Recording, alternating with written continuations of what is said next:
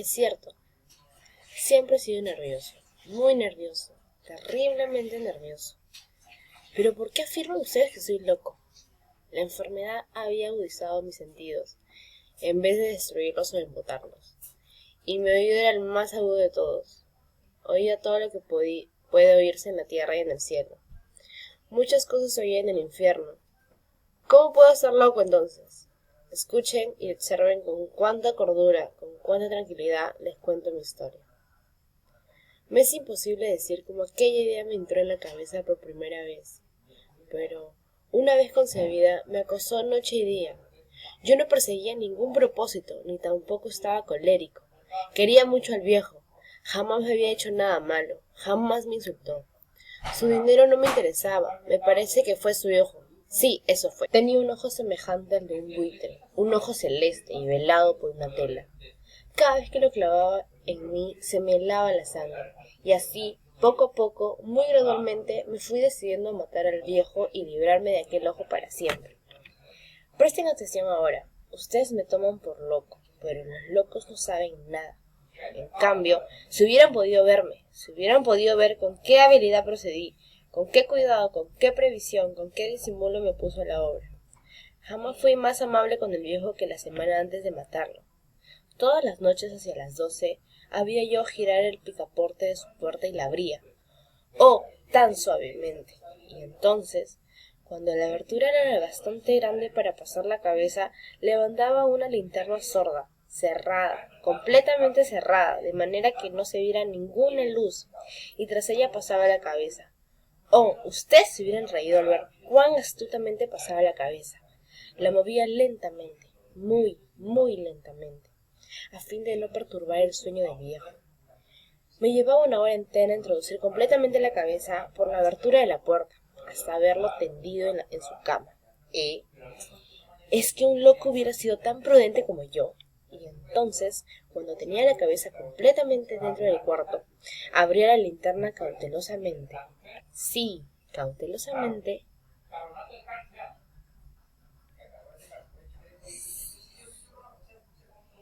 Iba abriendo la linterna.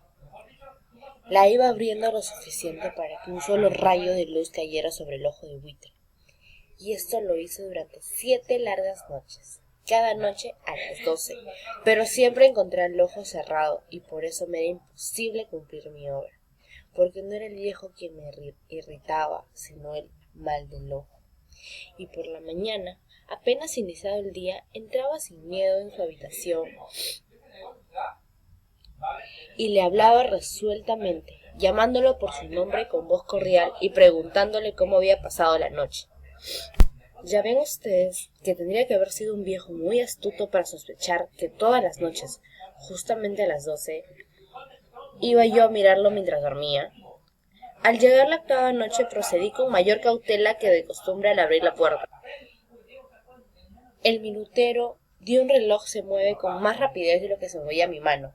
Jamás antes de aquella noche había sentido el alcance de mis facultades, de mi sagacidad. Apenas lograba contener mi impresión de triunfo. Pensar que estaba ahí, abriendo poco a poco la puerta, y que él ni siquiera soñaba con mis secretas intenciones o pensamientos. Me reí entre dientes ante esta idea, y quizás me oyó porque lo sentí moverse repentinamente en la cama como si se sobresaltara. Ustedes pensarán que me eché hacia atrás, pero no. Su cuarto estaba tan negro como la pez, ya que el viejo cerraba completamente las persianas por miedo a los ladrones. Yo sabía que le era imposible distinguir la abertura de la puerta y seguía empujando suavemente, suavemente.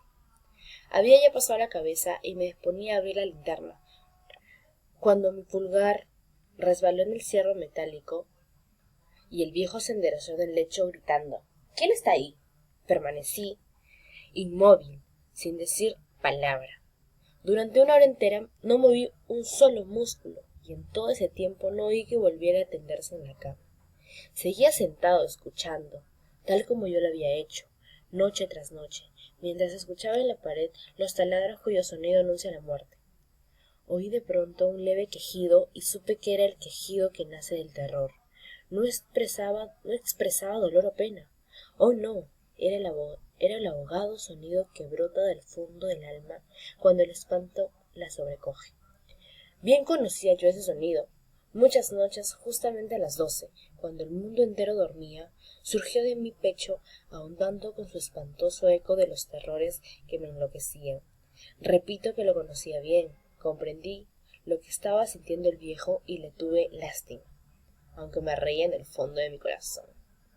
Comprendí que había estado despierto desde el primer leve ruido, cuando se movió en la cama. Había tratado de decirse que aquel ruido no era nada, pero sin conseguirlo pensaba: no es más que el viento en la chimenea o un grillo que chirrió una sola vez. Sí, había tratado de darse ánimo con estas suposiciones, pero todo era en vano, porque la muerte se había aproximado a él, deslizándose furtiva, y envolvía a su víctima, y la fúnebre influencia de aquella sombra imperceptible era la que me movía a sentir, aunque no podía verla ni oírla, a sentir la presencia de mi cabeza dentro de la habitación. Después de haber esperado largo tiempo con toda paciencia, sin oír que volviera a acostarse, resolví abrir una pequeñísima ranura en la linterna. Así lo hice. No pueden imaginarse ustedes con qué inmenso cuidado, hasta que un fino rayo de luz semejante al hilo de la araña brotó de la ranura y cayó de lleno sobre el ojo de buitre. Estaba abierto de par en par, y yo empecé a enfurecerme mientras lo miraba. Lo vi con toda claridad, de un azul apagado y con aquella horrible tela que me helaba hasta el tuétano. Pero no podía ver nada de la cara o del cuerpo del viejo, pues como movido por un instante había orientado el haz de la luz exactamente hacia el punto maldito. ¿No les he dicho ya que lo que toman erradamente por locura es sólo una excesiva agudeza de los sentidos? En aquel momento llegó a mis oídos un resonar apagado y presuroso, como el que podría ser un reloj envuelto en algodón. Aquel sonido también me era familiar, era el latir del corazón del viejo. Aumenté más mi furia, tal como el redoblar de un tambor estimula el coraje de un soldado, pero incluso entonces me contuve y seguí callado. Apenas si respiraba. Sostenía la linterna de modo que no se moviera, tratando de mantener con toda la firmeza posible el haz de luz sobre el ojo. Entretanto, el infernal latir del corazón iba en aumento, se hacía cada vez más rápido, cada vez más fuerte, momento a momento. El espanto del viejo tenía que ser terrible, cada vez más fuerte, más fuerte. ¿Me siguen ustedes con atención? Les he dicho que soy nervioso, sí lo soy. Y ahora, a medianoche, en el terrible silencio de aquella antigua casa, un resonar tan extraño como aquel me llenó de un horror incontrolable. Sin embargo, me contuve todavía algunos minutos y permanecí inmóvil. Pero el latido crecía cada vez más fuerte, más fuerte. Me pareció que aquel corazón iba a estallar, y una nueva ansiedad se apoderó de mí. Algún vecino podía escuchar aquel sonido. La hora del viejo había sonado. Lanzando un alarido, abrí del todo la linterna y me precipité en la habitación. El viejo clamó una vez, nada más que una vez. Me bastó un segundo para arrojarlo al suelo y echarle encima el pesado colchón. Sonreí alegremente al ver lo fácil que me había resultado todo. Pero, durante varios minutos, el corazón siguió latiendo, con un sonido ahogado.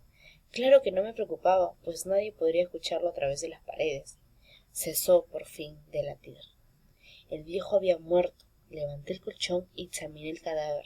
Sí, estaba muerto, completamente muerto. Apoyé la mano sobre el corazón y la mantuve así largo tiempo. No se sentía el menor latido. El viejo estaba bien muerto. Su ojo no volvería a molestarme. Si ustedes continúan tomándome por loco, dejarán de hacerlo cuando les describa las astutas precauciones que adopté para esconder el cadáver. La noche avanzaba, mientras yo cumplía mi trabajo con rapidez, pero en silencio. Ante todo descuarticé el cadáver, le corté la cabeza, brazos y piernas. Levanté luego 3 planchas del piso de la habitación y escondí los restos en el hueco. Volví a colocar los tablones con tanta habilidad que ningún ojo humano, ni siquiera el suyo, hubiera podido advertir la menor diferencia. No había nada que lavar, ninguna mancha, ningún rastro de sangre. Yo era demasiado precavido para eso. Una cuba había recogido todo. Cuando hubo terminado mi tarea eran las 4 de la madrugada, pero seguía tan oscuro como medianoche. En momentos que se oían las campanadas de la hora, golpearon a la puerta de la calle. Acudí a abrir con toda tranquilidad, pues ¿qué podía temer ahora? Hallé a 3 caballeros que se presentaron muy civilmente como oficiales de policía. Durante la noche, un vecino había escuchado un alarido, por el cual sospechaba la posibilidad de algún atentado. Al recibir este informe del puesto de la policía, habían comisionado a los 3 agentes para que registraran el lugar. Sonreí, pues, ¿qué tenía que temer? Di la bienvenida a los oficiales y les expliqué que yo había lanzado aquel grito durante una pesadilla. Les hice saber que el viejo se había ausentado a la campaña. Llevé a los visitantes a recorrer la casa y los invité a que revisaran bien. Finalmente acabé conduciéndolos a la habitación del muerto. Les mostré sus caudales intactos y como cada cosa se hallaba en su lugar. En el entusiasmo de mis confidencias traje sillas a la habitación y pedí a los 3 caballeros que descansaran allí de su fatiga, mientras yo mismo, con la audiencia de mi perfecto triunfo, colocaba mi silla en el exacto punto bajo el cual reposaba el cadáver de mi víctima. Los oficiales se sentían satisfechos, mis modales los habían convencido. Por mi parte, me hallaba perfectamente cómodo. Sentaronse y hablaron de cosas comunes, mientras yo les contaba con animación. Mas, al cabo de un rato, empecé a notar que me ponía pálido, y deseé que se marchara. Me dolía la cabeza y creía percibir un zumbido en los oídos, pero los policías continuaban sentados y charlando. El zumbido se hizo más intenso, seguía resonando, y era cada vez más intenso. Hablé en voz muy alta para librarme de esa sensación, pero continuaba lo mismo, y se iba haciendo cada vez más clara, hasta que, al fin, me di cuenta de que aquel sonido no se producía dentro de mis oídos. Sin duda debí de ponerme muy pálido, pero seguía hablando con creciente soltura y levantando mucho la voz. Empero el sonido aumentaba.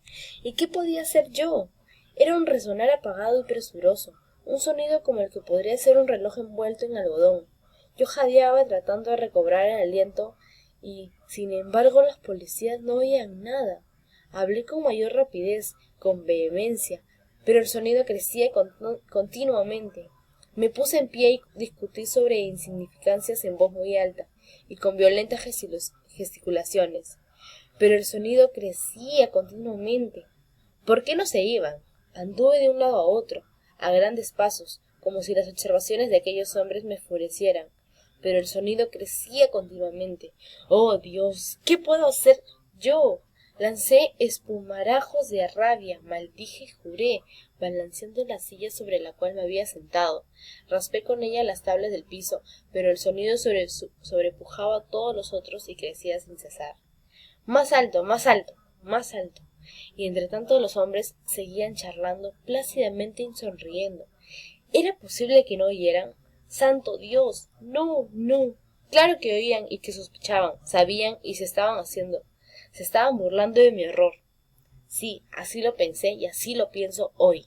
Pero cualquier cosa era preferible a aquella agonía. Cualquier cosa sería más tolerable que aquel escarnio. No podía soportar más tiempo sus sonrisas hipócritas. Sentí que tenía que gritar o morir, y entonces otra vez escuché. ¡Más fuerte! ¡Más fuerte! ¡Basta! ¡Ya deja de fingir, malvados! Aullé y confieso que lo maté. Levanten esos tablones, ahí, donde está latiendo su horrible corazón.